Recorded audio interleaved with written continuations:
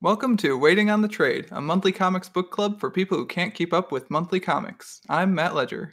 I'm Patrick Fitzgerald Fleck. And I'm Simon Payne. This month, we're talking about Pulp, a brief and brutal entry in Ed Brubaker and Sean Phillips' massive body of crime fiction.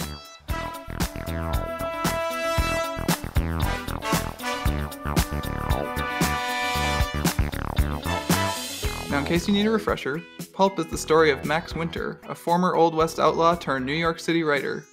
With his own death and World War II approaching, Max finds himself drawn back to his outlaw ways, as well as an old enemy. Simon, welcome back. Oh, thanks for having me. I know this wasn't your first choice for this outing, but I hope you enjoyed it. Yeah, no, it was a great pivot, I think. I was delightfully surprised. No giant gorillas in this one, but what are you going to do? No, I originally was looking at a King Kong comic and the same kind of pulpy genre, but probably due to the licensing, it wasn't widely available anymore. That's my only guess. Like I dug around for it for a bit, and like there are other Kong comics available on Comixology, but like that one just nowhere. And then I went to go look it up on Amazon because I was like, well, Pat and I could order it maybe. And there was one copy on Amazon we would have had to fight for.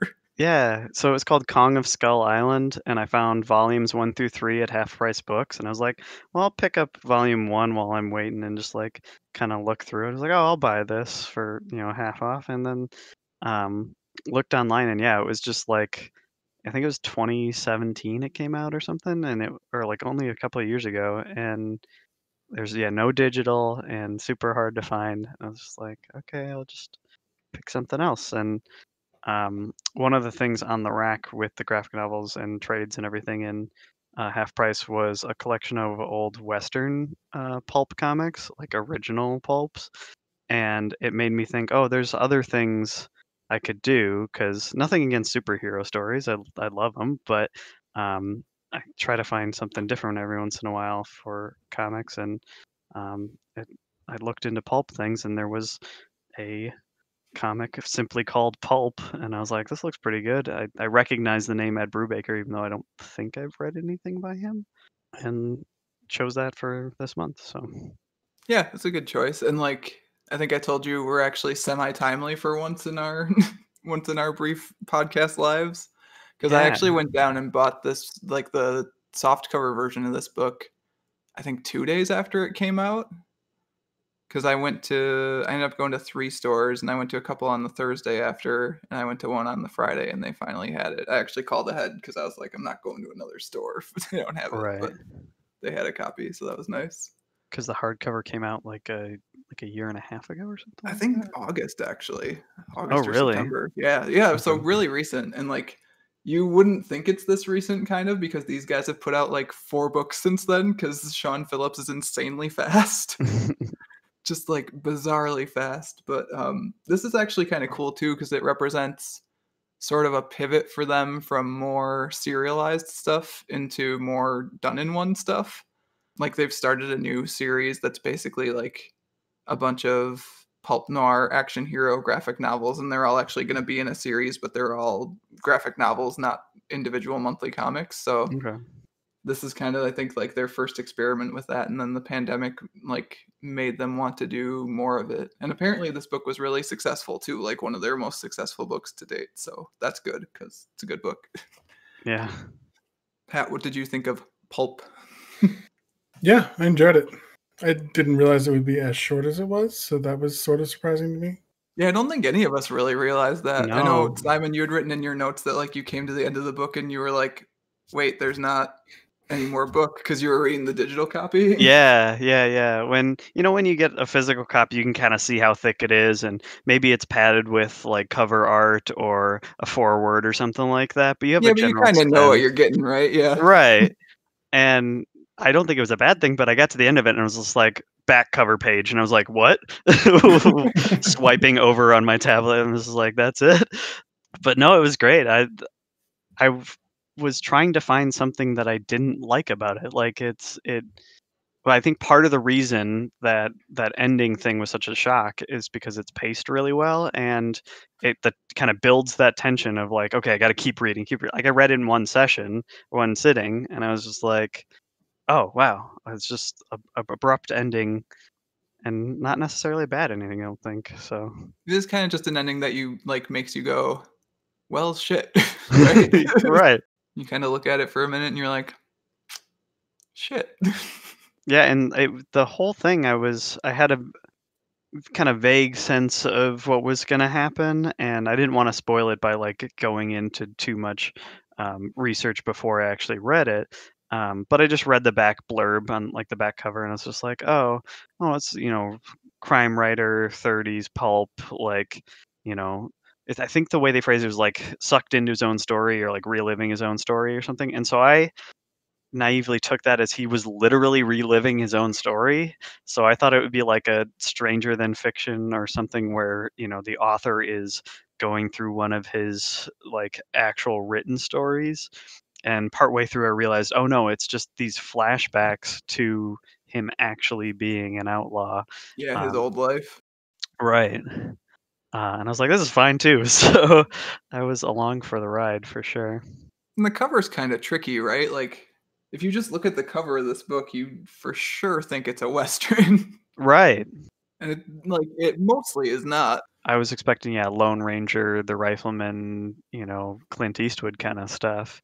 But it's more of a dreary kind of noir take with flashbacks to that earlier age. So, Yeah, and the flashbacks definitely have like Lone Ranger riffs in them mhm, between the bright red shirt and the like them being kind of outlaws on the run. One guy and his sidekick and his brother is shot as part of that first initial like right. escape they have. So there's definitely some Lone Ranger riffs throughout, but yeah, most of the story is an old man in a city, not a young man in a in a desert.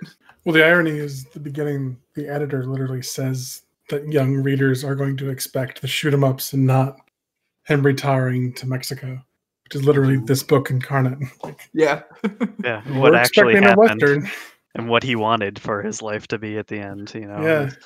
Yeah, I was thinking about that in regards to that line where he tells, where I think it's his editor Mort tells Max to stick to the formula. And basically, the end of the book is Max not sticking to the formula at all. Like, Mhm. because the formula would be just grow Keep your old and head die. down. Yeah, Yeah. live paycheck to paycheck on your measly per word pay scale. So you mentioned the red shirt, and I think one of my favorite things about this book is the coloring. The kind of washed out watercolor backgrounds to the Old West scenes, and the selective use of color in the contemporary times of the 1939.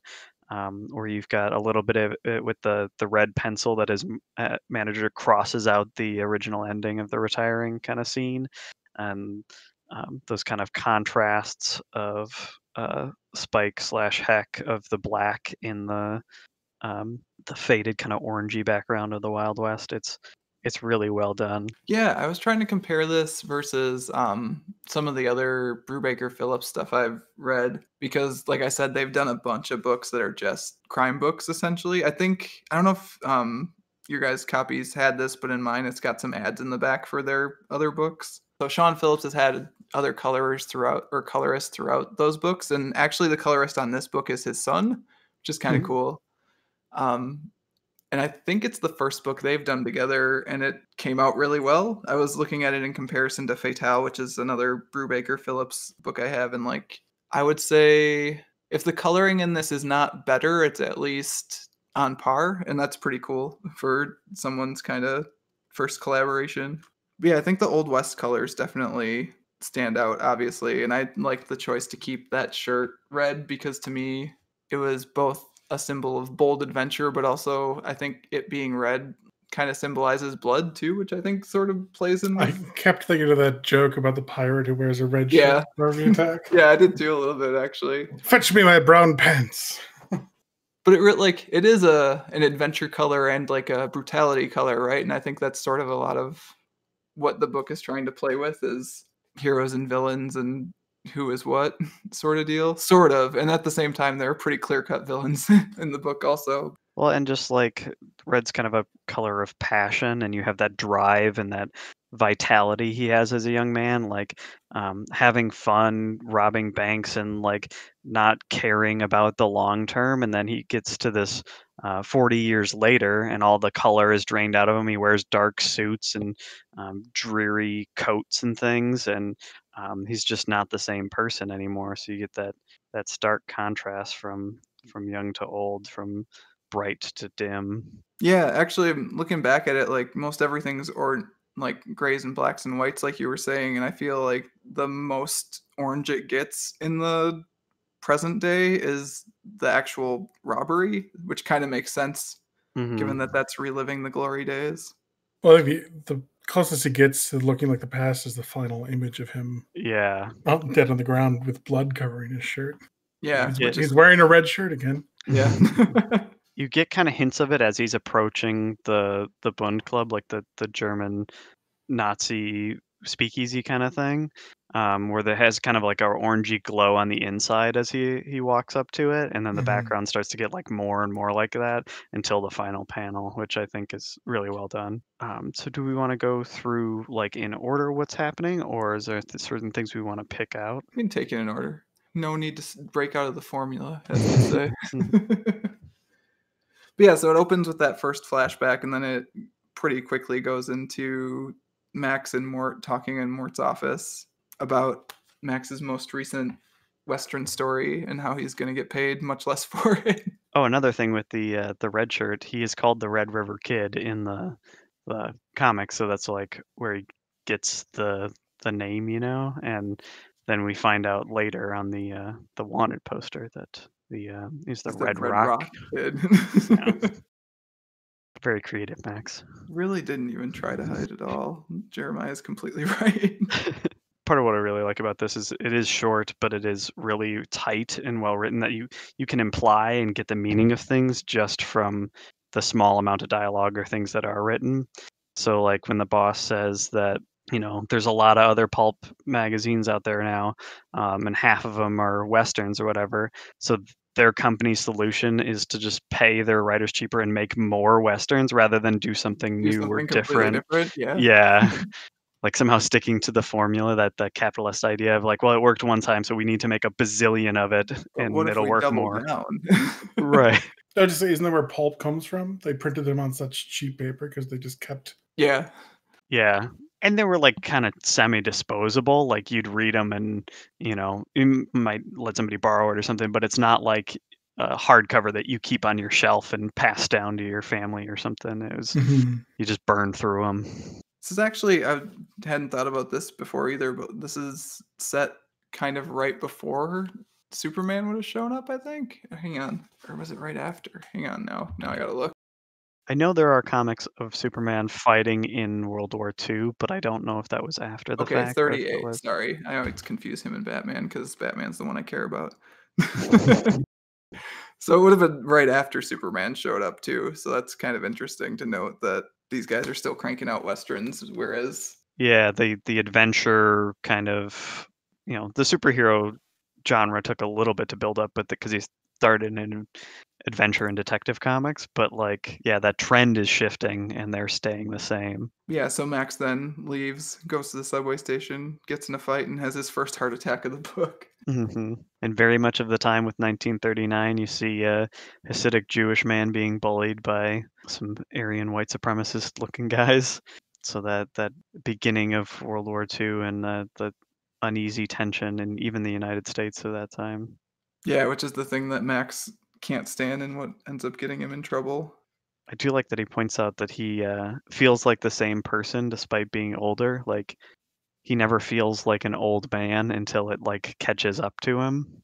He's like, "Oh yeah, I can take a punch. It's been 15 years or whatever since I've taken a punch, but it's the heart attack that really knocked him down. Like that's what gave him the beating."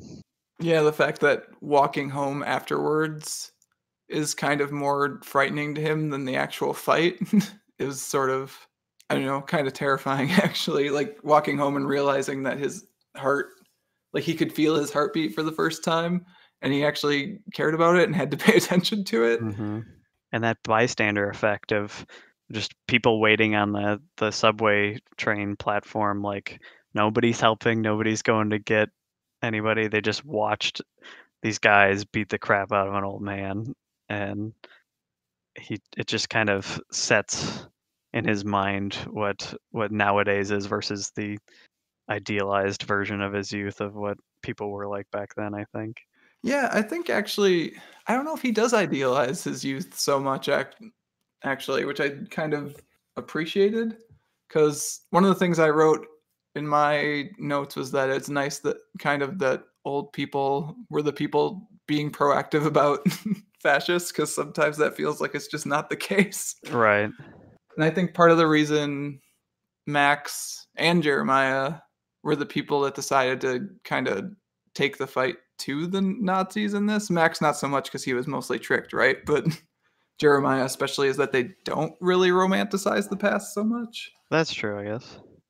And so you can kind of see when things in the present are just bad and not bad because they're different than the past. I don't know if that makes sense exactly, but there's definitely a sense of him not wanting to touch Max not wanting to touch certain things in his past because of how difficult they are for him to think about.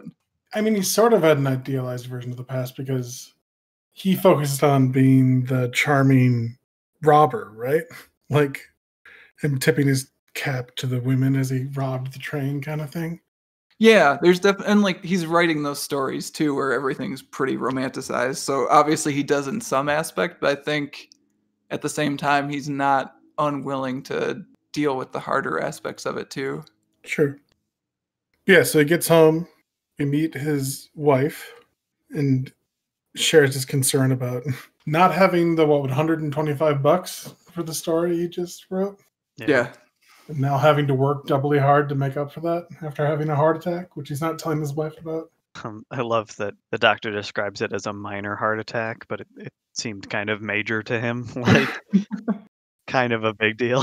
When you're that old, I feel like any sort of heart attack is a major heart attack. I'm just kind of staring at the snow in those panels as he's walking home right now, actually. Like, there is really great coloring in this book. The snow effects are really cool. And I do like how some of the coloring is outside the actual like inked lines on the page too. But then in that scene with Rosa, we get the second one of those pages where it's basically a photograph kind of, and just all black besides that.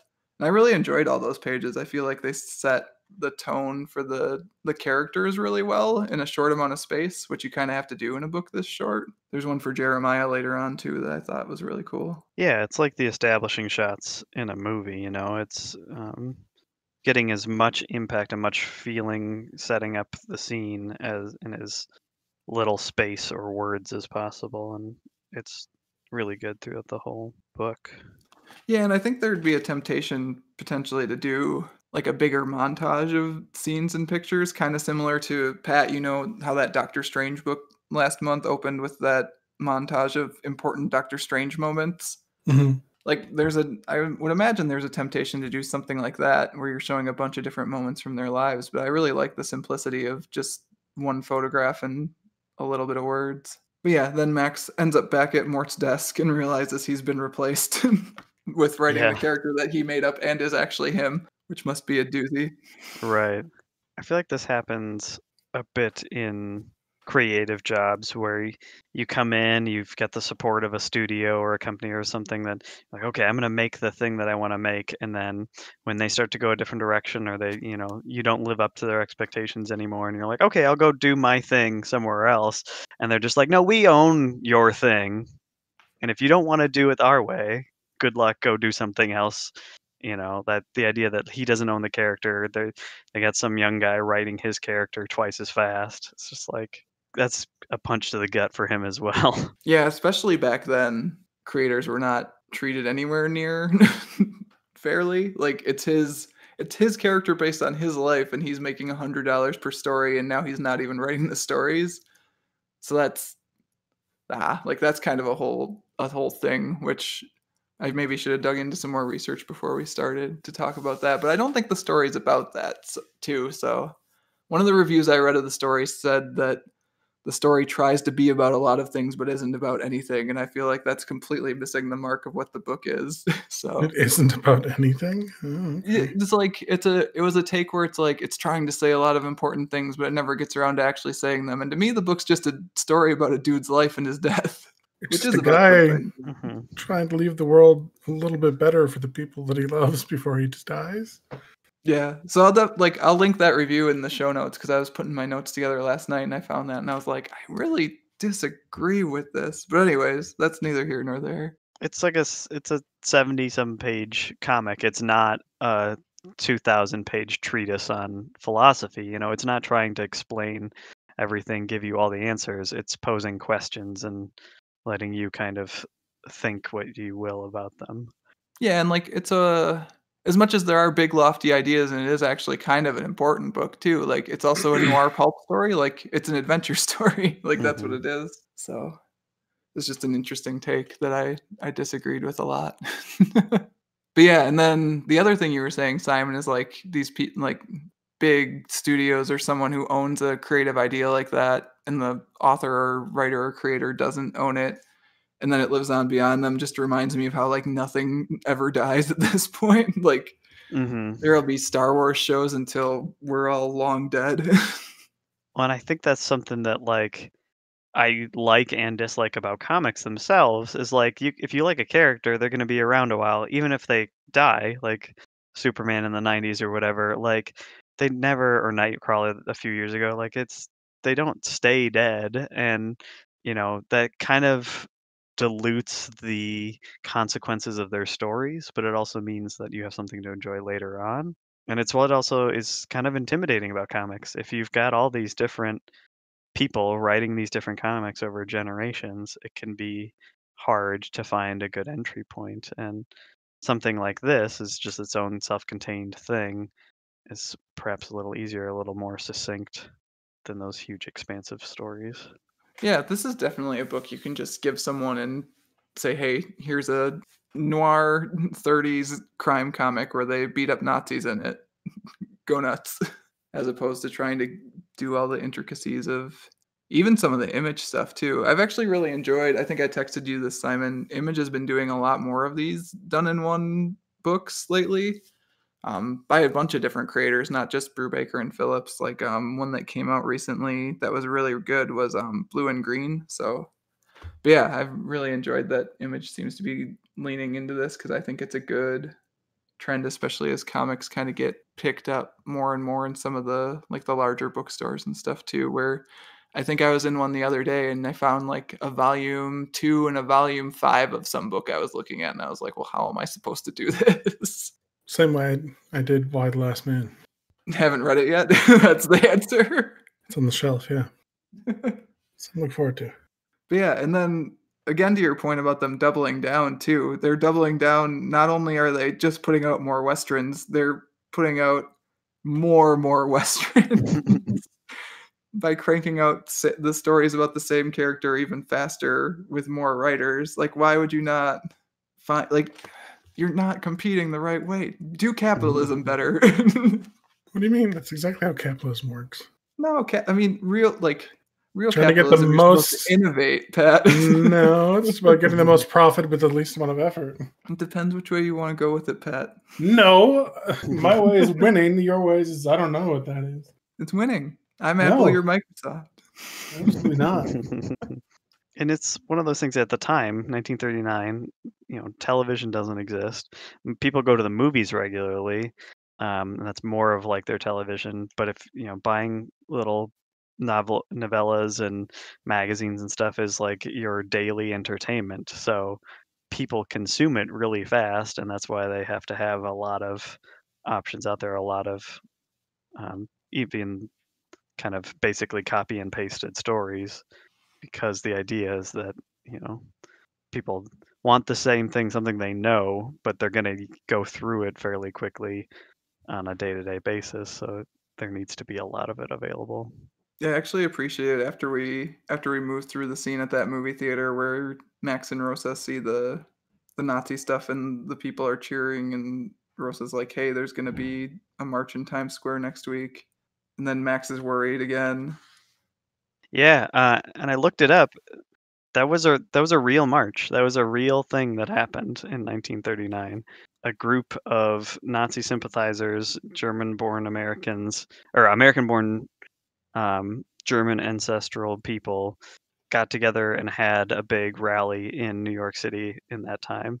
And there was a counter rally. There were protesters that got in a huge fight with like some 20,000 people at this rally.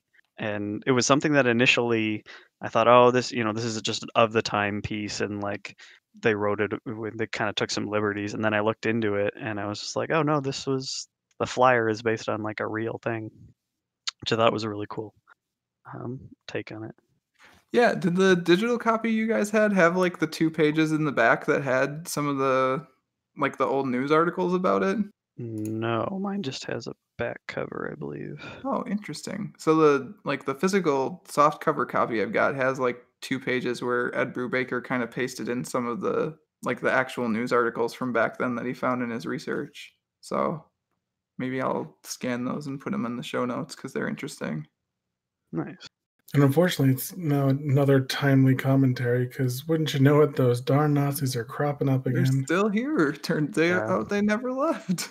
Kat and I talked the other week about whether we should go counter protest, and I decided we shouldn't, but I guess I'm just not as motivated as Jeremiah.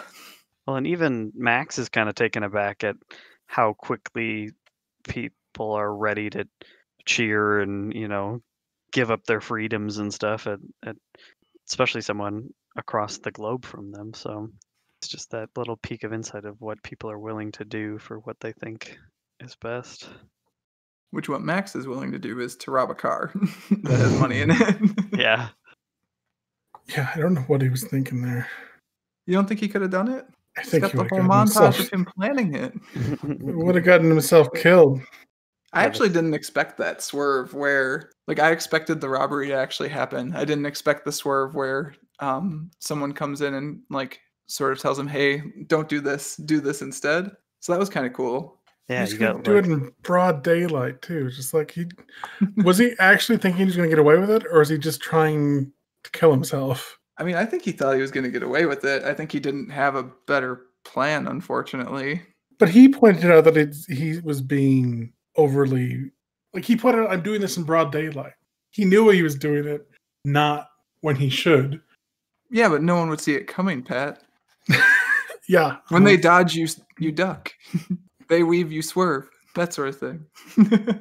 And like he didn't have a getaway vehicle. He was just gonna walk up to the dude, point a gun at him, take the bag, and It's then not what? like he had any heart attacks recently or anything, Pat. Surely he could just run away. What was the plan beyond following where the armored car went? he had only a halfway decent plan, which he thought was pretty good for a robbery by himself. Well, he wasn't the brains of the outfit, that's for sure. I think he I- was the brains of the outfit, actually. So you've got this point here where he's, like, okay, I'm gonna do this robbery. I think what you were asking, Pat, of what does he think is gonna happen? You get this pin here, and then when they actually do the robbery with Jeremiah, and he holds up the guy, and the guy just pulls a gun on him, and he goes, "Oh." Like he still thinks, "Oh, this is train heist days. People are just gonna do what I say because I have a gun. I'll take the money and I'll leave." And they get to the propaganda accountant's kind of hideout thing, and he's like, "Oh no, things have changed in 40 years. People are not going to put up with this the same way they did before." I do think this is one thing where he shows his age and he also shows that like he's thinking in an old west way and not in a New York City way. Like Yeah, that could be true. he's playing like you said by a different set of rules, Simon, for sure. And his rules would probably have gotten him killed, yes, Pat. But thankfully Jeremiah is here to save the day. I was thinking about the fact that this book is not a monthly comic, so it doesn't need to have cliffhangers as much as a monthly comic does. Like, it doesn't have to have the end of issue 1 hook to get you to buy issue 2, right? Mhm. But these pages with Jeremiah would totally be the end of an issue cliffhanger Who is this where he says, "And mysterious I'll tell you I know stranger? you." Yeah. Yeah. Gotta know. Gotta flip the next page. I think that's part of why I blew through this so fast, and I was surprised when it ended because there wasn't like okay, this is the end of the issue, start up again, and you get kind of a sense of how far into it you are. I just like kept going. I was like, okay, I gotta know who this guy is, and then you just go right on to the next page, like you said, like just it keeps going and going. Yeah, it's much more a movie than a novel, right? Where it doesn't have distinct chapter breaks. They're like, okay, I'll set this down until tomorrow or dinner or whatever. It's much more a watch it all the way through sort of deal. But yeah, I actually really appreciate his interactions with Jeremiah. I think I like Jeremiah more than I like Max, to be real. Which maybe that's intentional, I don't know. But Jeremiah definitely recognizes that there are different rules given the time and the place. Yeah, this is New York City. You've got to rob people at night and then disappear into the shadows. Yeah. You can't just stick them up in broad daylight and And gallop wear out a of mask and town. not be afraid to actually shoot them, turns out. Yeah, he wasn't even wearing a mask. Well, Pat, no one will recognize him. I think it's a John Mulaney bit. Some comedian talks about as long as you weren't still there after the robbery happened, you could pretty much get away with it. And Found a pool of the killer's blood. gross. Gross. Clean it up. And that's just not true anymore for Max. Like, this is a different world. Yeah, and Max essentially becomes a cog in Jeremiah's story at that point. This seems like such an NPC in a video game or role-playing game move, or it's just like, whoa, you think you've got this small-time plan. Wait till you see my plan, and just like raise the stakes for no reason. Like, just like, okay, we'll do this now. Jeremiah's been the dungeon master the whole time. Yeah. Yeah, Jeremiah knows of these boxes being loaded onto a ship, and the boxes are full of cash being delivered to Nazi Germany. And they're going to steal the boxes of cash right out from underneath their nose. And at the same time, he wants to maybe mess up this dude who Beats on his takes sister. his frustrations out on his sister. Yeah. Poor Franny. They got people all over America sending money to help fund that motherfucker Hitler. It's a lot of panels I feel like you could just like cut out of context from this comic and use as memes. I'm not sure if that's one of them, but it's a good line. The tone of this is so interesting because there are parts of it where it gets really dreary, noir, dark, kind of stuff, but it gets to the point in our time where we know those tropes so well that it pushes the edge back into comedy a little bit. Like you said, the motherfucker. It's like the tone in Inglorious Bastards by Quentin Tarantino. Like you've got to the point where these phrases and things are just like so grimdark that they have a little edge of tongue in cheek.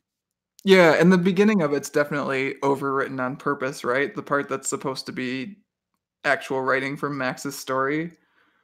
Like it's got that overwritten Western feel to it, and it's definitely supposed to. He fell to the dusty street in a heap of bones and regret, and it was all over.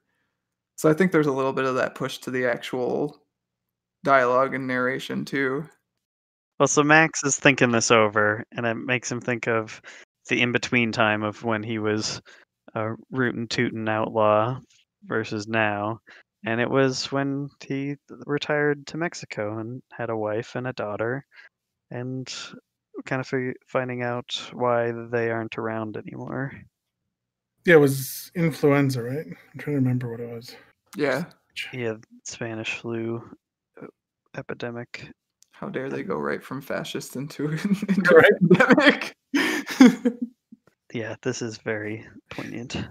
So yeah, they do their stakeout, and then they have the scene Pat was talking about where it's Jeremiah and Max catching up on the street corner. And outside of the fact that that scene made me feel bad because it has connections to the modern day, I actually really liked that scene. A, for the use of colors, like there's a lot of great like stark blacks and grays in there, and B, just because it's an interesting dynamic to be old frenemies, like not old friends and not old enemies. Like they can say the truth to each other at this point, but they're still kind of feeling each other out. If friendship is built on common history, They've got it. it's there. This scene reminded me, I was watching a documentary on Netflix not that long ago about busting up the mafia crime families in the 70s and 80s in New York City, and the attempts that the FBI and the police and stuff had to kind of curb some of the corruption. And one of the guys that was in the family at the time that has since come forward and, like was willing to talk in interviews and said basically like, yeah, the feds had their job, which was to catch us, and our job was not to get caught and try to get away with it. And there was like this weird respect between them of like, we're gonna do what we are gonna do, and you're gonna do what you're gonna do, and we understand that. Like, it's and you get some of that with Jeremiah and Max of just like they're two opposing forces and they had jobs to do, and it's hard to shoot blame Lanny, them. but no one likes Lanny. Yeah. Yeah, the fact that like Max even can recognize, yeah, Lanny was pretty bad, at least gives you something to say, oh, these guys are on opposite sides, but still on the same page, sort of, even back then. Yeah, it's an interesting dynamic. I guess, hero and villain. I don't even want to say that though, right? Like, because I think a lot of what we learn about Max in the book doesn't justify his actions, but at least gives you his rationale for it. His actions being his final decision? No, I guess his actions during the past and all the flashbacks and everything. Oh, I mean, he admits to himself that he wasn't a good man. Like, Yeah. he was a monster. He was a murderer. I think you also see it a little bit when they're talking about Lanny. He said Lanny was a bastard, always looking to shoot someone, as if Max was willing to shoot people, but it's not like he was always looking for the opportunity. That wasn't his. I mean, clearly he fails to shoot people at least a couple times in this book. The first intent, the first goal is not let's kill somebody and then we'll get cash to survive or whatever the side effect is. But now he and Jeremiah are partners. They have a brief saddle up session, and then we change into the orange hues because it's robbery time. We see a little bit of the actual protest and counter protest happening on the page to give us kind of the establishing shot for everything that's going on to provide cover for these guys. Yeah, they think there won't be as many people there because they'll mostly be at the protest. There's only one guard out back in a small alley with this too narrow for a car to drive. He says the iconic line, stick 'em up. Like, it's 40 years ago. This is how this is going to go. I guess, like, what the fuck? And then we get the weirdest panel of the entire book, which is the one panel that has a thought balloon in it in the entire book. I didn't notice until you said it, but yeah, I don't know if the reaction shot of the wide-eyed look on Max's face isn't enough, or it's just so this has happened in a few different books I read, and it might just be because I'm so used to narrative captions at this point instead of thought balloons, but like when it happens where there's just like one or two balloons in a book that's mostly narrative captions, it just kind of like throws me off for a second. It's like, huh, a thought balloon. That's a 1940s thing, if anything is. I was more confused with the crack in the upper left-hand corner. I think it's him hitting him with the butt of his shotgun, but it's not quite in the right place. Yeah, I don't know if it's supposed to be an echo or it's like a thing of like, oh, we didn't place this well enough. We'll put it here instead. And it's not like the font isn't something that I would think of like indicating noise. It's just crack. Yeah, I think if it was down by Jeremiah's knees, you'd get the picture much more. But it does kind of not make sense given the fact that a gun went off in the panel or like two panels before that, and that didn't make a noise at all. No blam or something. Yeah. Yeah, so we've got that bit in the discussion guide where it's like, what are the low points of the book for you? And I think Simon and I both had to reach a bit to figure out what the low point of the book would have been, because like mostly you're picking nits, but this page has got a couple weird things going on. Yeah, it's just little stuff like having to reread or like, oh, I just misunderstood the way they phrased something small, and it's just little stuff like that, like this of a sound effect or what they're trying to convey with what's there, just doing like a double take with it. I think one of the things you had called out as liking, Simon, is one of the things that I was actually like kind of nitpicky about was the blurred lettering that happens when Max has his heart attacks. Oh, I thought that was great. You don't like that, man? It just felt like a Photoshop filter. Like, I feel like it was really generic and it could have been. What would you prefer they do? Oh, just some shaky lettering, maybe. I don't know. Like, It's just like, to me, it's just like, oh, I need to hold the book further away from me. It doesn't quite get the point across to me, I guess, if that makes Well, sense. it's muffled. How else would you? I don't know, Matt. It's from his perspective. You can't understand exactly what they're saying. The same You way could gray it out too. I think what they did was perfect, and you Okay. Fair. This is why we have a podcast, so you can tell me that I'm wrong. I think it's a good effect, but to me, it just feels like it feels like the first thing you'd land on to do that effect. I wonder if you did too much with something small like that. If you did a grayed out, or you did letters and a filter, something that the message would be harder to get through. Like it would confuse it even more. But I don't know. Simplicity is best. I'm Matt. actually very willing to accept that I'm wrong on it, but to me, it just like, I don't know. It felt like the easy answer to a thing. Would you think it would be the opposite, right? Like if anything, like But yeah, so thank God those Nazis love hanging up the swastikas in whatever room they're in to tell you that, oh, yep, this is the Nazi place. I mean, to be fair, Pat, they probably did, right? Given, I don't know how many Trump flags you still see flying around, but I saw a couple this weekend. Flags, man. What is with people and flags? It's such a simple way to convey your feelings, your thoughts. But like, just use what happened to yard signs. You know, They're still there too. they're not big enough. They're not loud enough. You got to get some Um, flags, hang them up in your office. Maybe a bright red hat. Yeah, you know, not like bright reds associated with anything. Ah, I think we found a secret bit about the shirt. Anyways, yeah. The Red River Kid turns around and there's a little tag behind his collar that says MAGA on it. no, no. But here again, Max did not pull up his mask until like they're already in the thing. After the people first in the room. confrontation. Yeah.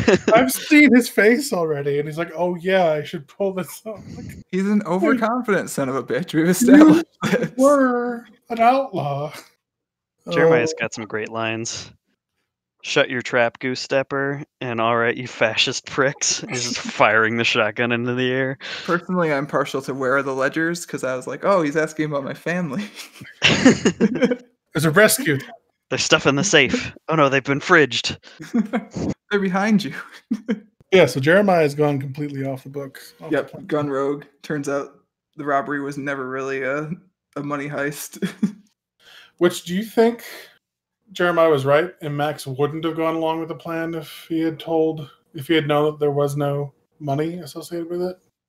It's weird because if he was just told, hey, we're going to go rob this place of their records so we can hook people into funding Nazis and get them discredited and shut down, Right. I'd say no, Max would not go about it because like the thing he's worried about right now is making sure Rosa has money after he dies. But he was also worried when he thought about the world he's leaving his Mexican wife. Like, I don't think Nazis are going to appreciate his wife. True. But at the same time, I think he's much more self-interested in this current moment, given that he doesn't know how long, like he could have died in the middle of this robbery Yeah. pretty easily. He's feeling the pressure financially and medically. Like he's getting fairly desperate, I think. I don't know if he necessarily wouldn't have done it, but I think there's less incentive if there isn't definitely money involved, you know? Sure. Which is why Jeremiah could have just told him, hey, I've got $8,000 in a house. In a I'll give house. you if you come with Ro. I have a mission. I need you to do it. I will pay you handsomely. So I don't think he would have been as interested if there wasn't any money, but there was money the whole time. So they could have just been, it's much more interesting this way, but Jeremiah could have been straight up. Let's surprise the old man who seems to have had a heart attack in the past. Right. Also, make him the getaway driver. That's always good. I don't think Jeremiah knows about the heart attack, to be fair. I mean, you take a good look at Max. You probably guessed he's near one. They're both that old. Jeremiah's in good shape. He knows when to pull his mask up. Well, you definitely notice it when Max is driving the getaway truck, like their Yeah. car through the streets. Yeah, I actually really appreciated the line on the page just before that where he's talking about how that office is just another room where he doesn't want to die. It's just for all the grand ambition of his life or Jeremiah's plan to shut down the Nazis or all that stuff. By the time you get actually get in a gunfight, you just want to not be shot in the gunfight or have a heart attack on your way out of the gunfight. puts things in perspective, if you will. Yeah, then we get the flashback. Which I think this is where we find out about this family in Mexico. Oh yeah, it was just Yeah, this is where we find out about Spike. he didn't take to it well. The quiet life. Some people don't, man. I got stories about how the pandemic lockdown's been going here. Got people ironing in the kitchen. It's just madness. So we get a little bit more of that fuzzy lettering that you guys like so much. So good. As Max comes out of it. It's exactly what they're going for so simply. It's great. It's great. I actually kind of like how there's edges on the. I hadn't noticed this until just now. Oh too. yeah, Like the edges thick on the blue edges, of the a color. little raggedy. No, like you can see, like it's the same color as the room, so it's kind of him like coming His back to eyes consciousness. opening. Yeah. Yeah, that's pretty cool. That one, see, that's the subtlety I want, Pat. Mm-hmm. Yeah, I like Jeremiah's. Did you know he got a heart condition? Simon's right. Jeremiah does have great lines. It's pretty good. It's like, oh yeah, there's money. It's just not there. Like it's Do it for bank transfers. Come on, that's how they do money transfers now.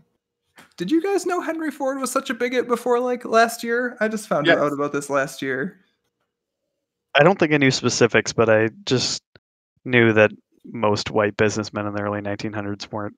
Ford was a huge Nazi supporter before the war. I never knew that. When did you find out about that? Because now I'm like, why was I living under a rock for most of my life? I don't remember when I found out about it, but I've known.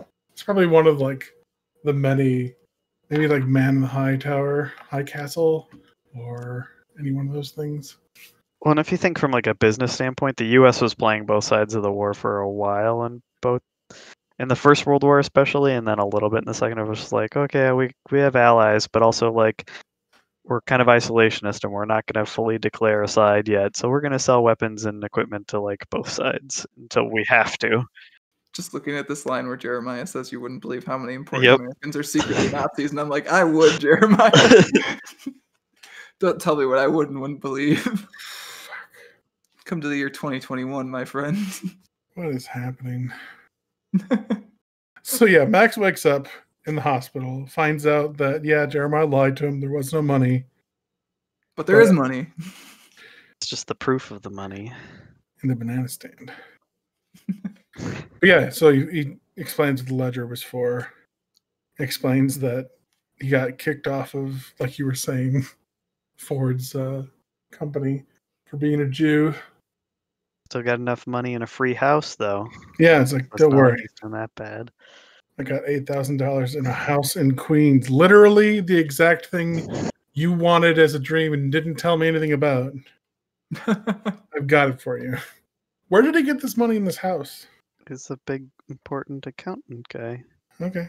Maybe he extorted people, man. I don't know. I Who mean, knows? There are no good guys, Pat. That's But what I honestly, know. like you pointed out, he should have just led with that. Like it's a weird thing to like almost get a man killed for a lie and then actually give him what he wanted to begin with. Yeah, I wonder if there's something of like, hey, you'll be stealing money from Nazis that is just like such a primal joy that maybe you let Max have that for a while, mhm. as opposed to, oh, you're going to steal paperwork from Nazis, which is less fun. Or Jeremiah knew he had a heart condition and didn't think Max would survive the robbery and was hoping he would die during it. He definitely did not know he had a heart condition because he would not have let that old man drive. But yeah, so he gets the deed to the house and the $8,000. He quickly sets up his will to make sure that Rosa is the one that would get it when he dies, because he knows he doesn't have long. Mhm. Yeah, and I think like knowing that he doesn't have long definitely plays into his final decision at the end to avenge Jeremiah's death. Oh, for sure. Because like, what else is he gonna do? Like, Right? Like we get another one of those nice one picture pages with Jeremiah posing with his old rifle back in the Pinkerton days. Probably right after he busted up a union. yeah. But yeah, then he reads a news article about a Nazi-linked banker being resigning in disgrace. Which is another thing that is similar but different from then and now, is because it feels like there's not a whole lot of consequences now. No one like, resigns in disgrace anymore. Yeah. yeah, like you're like No one important anyways, right? Like some people resign in disgrace, but it doesn't really matter. That's the problem with Trump. He said the quiet stuff out loud, and now people don't care anymore. Yeah. I mean, it's like that's part of the thing with this book specifically. And I read interview with Ed Brubaker where he was like, yeah, I didn't mean for it to be as timely as it was. But like, man, especially with the softcover version landing, what, I think a week after the insurrection stuff, Oh something like God, that. yeah. Like, it did kind of make me feel like a coward, this book, because we, like I said, Kat and I discussed going out to do counter protesting things potentially, and I was like, A, I don't even know how you do that. Like, I don't know who you talk to or how you hook up with anyone to go do that. B, like, I don't want to catch COVID and die for counter protesting, although it is important. And C, like, let's let the people who are trained to do that, but those people are not to be trusted, so who knows? Which is why it was kind of cathartic to just see some Nazis get killed, huh? Just blowing a Nazi's head off. It felt real nice. Like, he calls himself a monster as he's doing it, and I totally get it, but at the same time, like, there's a little bit of catharsis there. So yeah, he finds that his friend has fallen down some stairs Yeah. and broken his neck. Finds Franny on the landing and finds out that her brother and his friends roughed him up and tossed him over the balcony. And there's a great shot when he's just like, Franny's like, I can't tell the police, they'll kill me. And he's like, I'm not going to tell anyone, Franny. Just give me his name. And just like down the barrel of the camera. I'm just like, oh God, here it comes. Yeah, that shadow on the right side of his face tells you exactly what's going on, right? I mean, the man's only got a week at most, so like, yeah, so nothing to lose. He's already got a home and money for his wife. Yeah, and I think that plays into what you were saying before, Pat, about we were talking about whether he would have gone along with the robbery if there wasn't, like, if it wasn't an actual robbery, and I don't think he would have, but now all of his immediate concerns that he was so worried about are pretty much taken care of, and he's got, 2 weeks to live, they said anyway, so he's like, yep, let's take out some assholes. That's not a bad use of my remaining time. But yeah, so like he gets there. We have that nice like flash back and forth between him doling out justice to back to when he was just like a killer, just out for his own wealth. And like, I don't know, it was a nice comparison between the two. Yeah. It's like, yeah, I'm a monster, but there are worse monsters out there and they need to be taken down. Yeah, and then you get that last page, which I think we all enjoyed and thought was a really good way to end the book. I really do just love how abruptly it ends. Just like, yep, that was it. That's how it happened. Yeah, I was expecting a like Django Unchained-esque like shootout scene that would go on, or like he'd jump behind the bar, or like, or it would be this panel and there'd be like an epilogue of like what happens after. Just something to keep going, and it's just like, no, that's the story. That's how it ends, and that's fine. That's all it needs. Yeah, which is why I took such issue with that review I read, which I'll definitely send you guys, where they were trying to find some larger purpose to bits of the story and stuff like that. It's just like, it's not so much about that. It's about a man and how he lived and how he died and the things he did and why he chose to do them. So yeah, it's a really good book. Good pick, Simon. Thanks. I was just trying to do something different, and then I just kind of took a stab in the dark, and it worked out really well. Yeah, you can't really go wrong with Brubaker Phillips stuff. So like, one of the things I was thinking about is, okay, well, someone like this, which I think we all did, like, what would you recommend to them? And there's, again, in the print edition at least, like a big spread of Brubaker Phillips books, and God, there's like, 50 books between these 4 pages? Something like that. So like, if you pick any of those up, you'll probably be happy because they're all good as far as I know. I haven't read all of them, but I've read a whole bunch of them. My favorite of the bunch is probably Fatale, which is sort of it's also like a noir crime thing, but it also dabbles in Lovecraftian stuff. Interesting. One of the main characters, the sort of titular Fatale, is a semi-immortal woman who men can't help but fall in love with for mystical reasons. She is second. Maybe. I was paging through like the 3rd volume of that today, comparing the colors back and forth with this. That's very good. That's probably my favorite of their stuff that I've read. And I think the other thing I'd definitely recommend if you like this is the Parker graphic novels by Darwin Cook, which are like adaptation of a bunch of cool crime pulp novels from back in the day by Richard Stark. And Darwin Cook has like a very much like Batman the Animated Series Jack Kirby style. It's really clean, and the books are mostly black and white with sort of like one tone of color throughout them. So it's a really cool style. And I think, Pat, you would especially appreciate this. The books smell great. Like they just continually smell like well printed books. I do like book smells. Are they printed on black paper like the animated series? No, it's I'm gonna crack it open. I grabbed one actually off the shelf because the one I like the most is called The Score. It's actually like book 3, but you could read them in any order, so it doesn't really matter. But it's like a yellowy paper, which goes really well with this one because like the color tone for this is all yellow. I think one of the other ones is blue and one of the other ones is orange. So, but they're really cool, and like they're very similarly just like done in ones where you can read it, and by the end of it, you've got a complete crime story front to back. A little less involved than this one. Like you're probably not going to meditate on Nazis after you read a Parker book, but they're very good.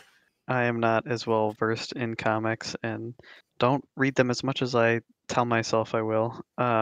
But the moral certainty of Max and the dreary kind of noir setting, it's hard not to think of Batman. Like the half in shadow face that you pointed out with like intimidating growly voices, the way I imagined it. Like there's always Batman-esque elements of these kind of stories. So I think Brubaker and Phillips' first collaboration was actually an issue of Batman when Ed Brubaker was writing Batman for a bit in the early 2000s. And that issue is actually really good. It's one where Batman basically picks up the case of the Wayne murders from the cop that was assigned to investigate the Wayne murders back in the day.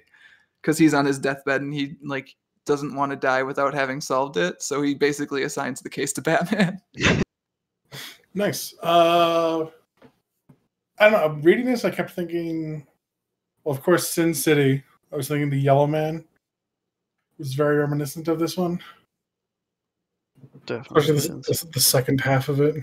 Yeah, that makes sense. Where it's an older cop. Nothing to lose. But American Vampire was another one I was thinking of with the Western feel of this one. Yeah, that's a similar tone too, I feel like. They sort of jump back and forth between timelines. And similar, I think it's around the same, the 20s, I think, but at least for the first volume. And of course, there's vampires in it, so there's that. But replace vampires with Nazis. It's close. I think American Vampire actually started releasing new issues again recently. Oh, really? Yeah. Might have to check back into that. It's been a long time since I read those. Read the first volume not too long ago. It's pretty good. Pretty good. Well, Simon, I think that's all we've got for you. All right. Guess I'll stop talking about killing Nazis now. Well, you don't have to stop talking about it. We just probably won't record it. Oh, okay. Theoretical. It's all hypothetical, killing Nazis. That's right. I think that's going to do it for this month's discussion of Pulp. As always, if you want to get in touch with Pat or myself, you can find us on Twitter as @WattPodcast. You can also email us at waitingonthetrade@gmail.com and read more comics-related goodness at mattreadscomics.com. Simon, where can people find you online, assuming you want to be found? So I am on Twitter at Mojis_disciple. If you want to discuss comics, video games, RPGs, whatever. Yeah. Thanks again, Simon. Thanks for having me. I love talking comics with you guys. Reminiscing on how fucked we are and how great it is to kill them Nazis.